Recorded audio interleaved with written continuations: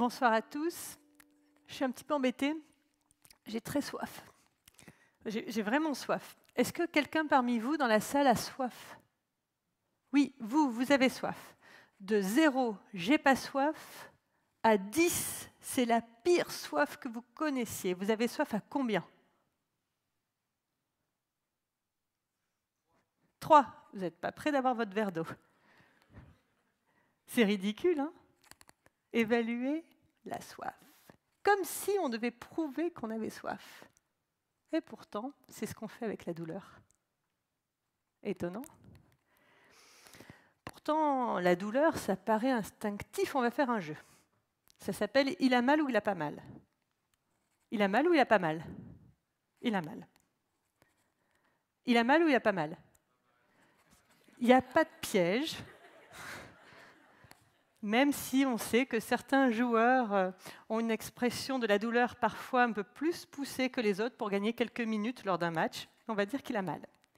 Et il a mal ou il a pas mal? Eh bien, je ne sais pas. Parce qu'il va me falloir l'aide de la maman. Est-ce qu'il a faim? Est-ce qu'il faut changer sa couche? Est-ce qu'il a trop chaud? Est-ce qu'il a mal?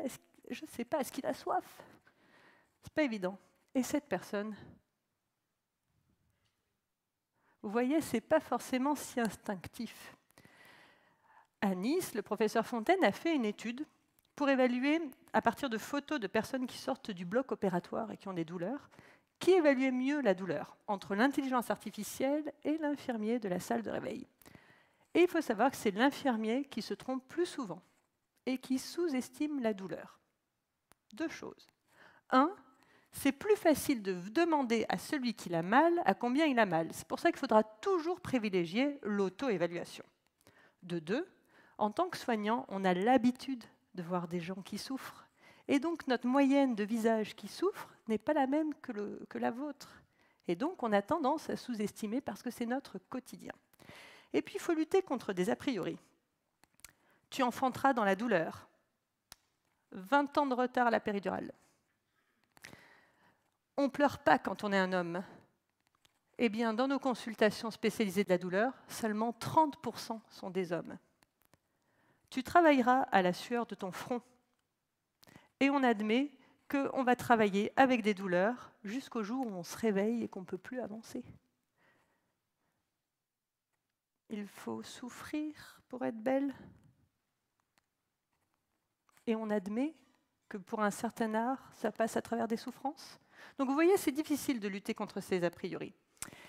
La douleur, l'évaluation, ça ne sert pas qu'à ça. Parce que vous voyez, j'ai toujours soif et je n'ai pas mon verre d'eau. Est-ce que c'est le robinet qui ne marche pas? Est-ce que c'est le tuyau qui est percé? Ou est-ce qu'on a coupé le réseau parce qu'on est en pleine canicule? Eh bien, je vais faire pareil quand je vais évaluer la douleur. Si vous me dites j'ai des brûlures, des fourmis, des picotements, des décharges électriques, je ne vous soignerai pas pareil que si vous avez des coups de poignard. Si vous me dites j'ai des pics de douleur, mais entre deux pics, j'ai pas mal, je ne vais pas utiliser les mêmes traitements que si vous me dites j'ai mal toute la journée. Vous voyez, l'évaluation de la douleur, ça devient très intéressant.